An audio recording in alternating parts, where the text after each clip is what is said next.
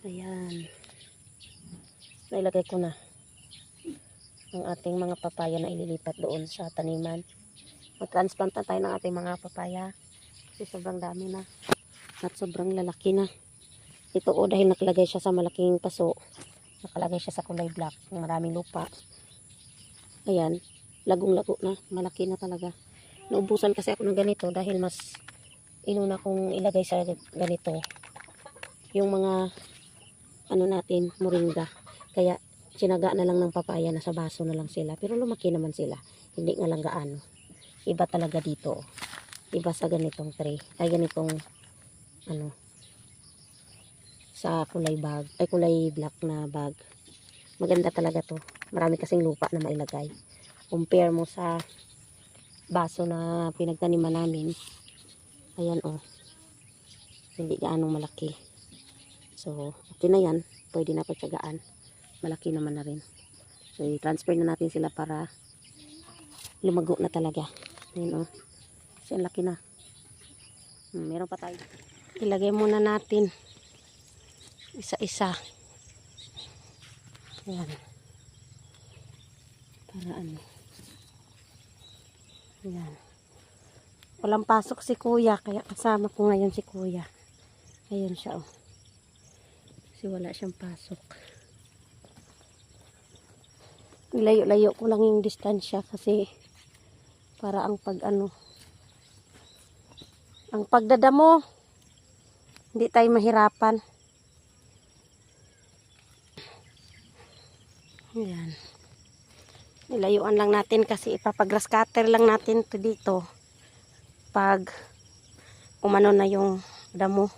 Kasi sa dami ng tanim natin, hindi na natin to kayang damuhin ng mano-mano. So, ang gagawin natin, grass cutter na lang pag medyo lumaki. Lumaki na ang sagbot. Dito pa daw.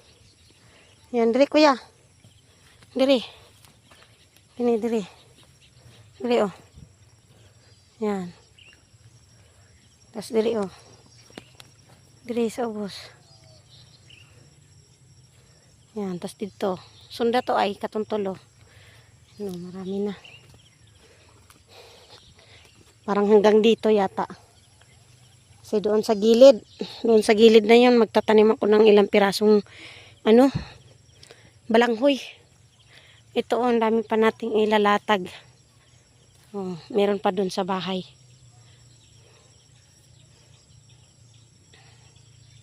So, grass cutter ang mangyayari dito, grass cutterin.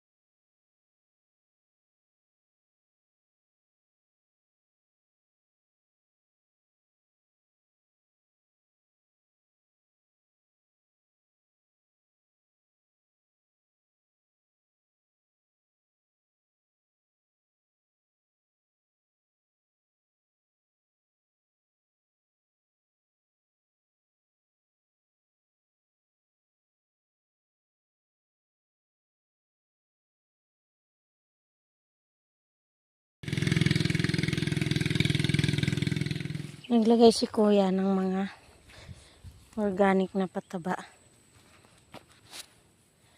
Ipa ng palay. Ipa? Kung ano tawag dyan.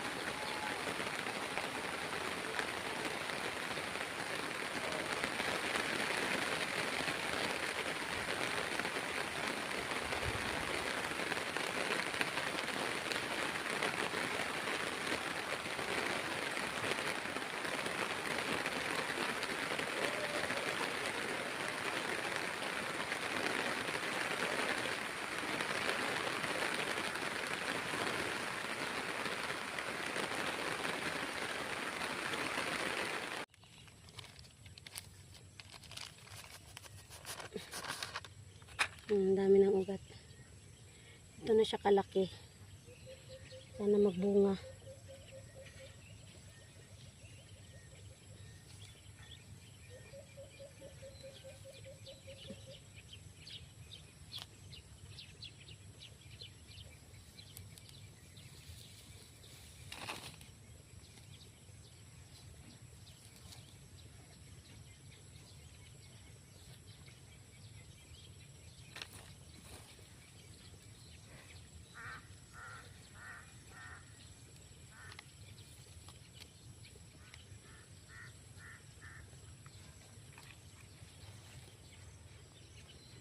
Ayan.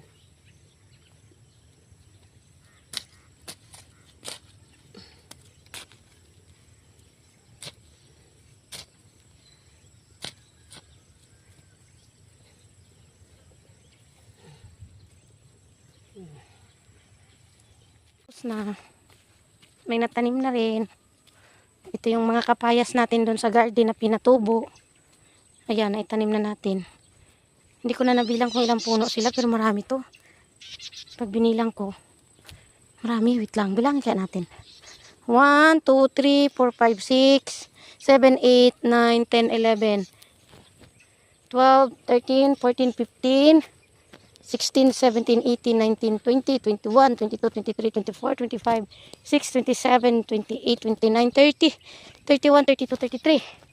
33 dito. Sa side na to. 33. Dito kay kuya may binibilang din siya. Kasi nakarating kami dito sa pagtanim. Dahil nga po, medyo marami ang ating papaya. So sana ito ay lumaki. Magbigay ng bunga. Sana. Sana talaga. Yan oh. May tinanim pa si Ate Kate doon. Andun. Marami po ay marami ito. Ito. Ito. Ayan. Ayun pa. Ito. Yun, tsaka yun. Nakarating kami dito kasi nilayo-layo yung agwat na inanaw. Ang pagitan ba? Nilayo-layo ko kasi nga hindi na to kayang sakupin ng aking katawang lupa sa paglilinis. Kaya ang gagawin natin ay kung hindi tayo magi-spray ng pampatay damo, grass cutter ang ating gagamitin. No? So hapon na naman. Alas 4 na. Malapit ng mag gabi. Yan. So 38, 70 plus ang ating naitanim lahat ngayong araw. 70 kapuno na kapayas. So hapon na. Babay na muna.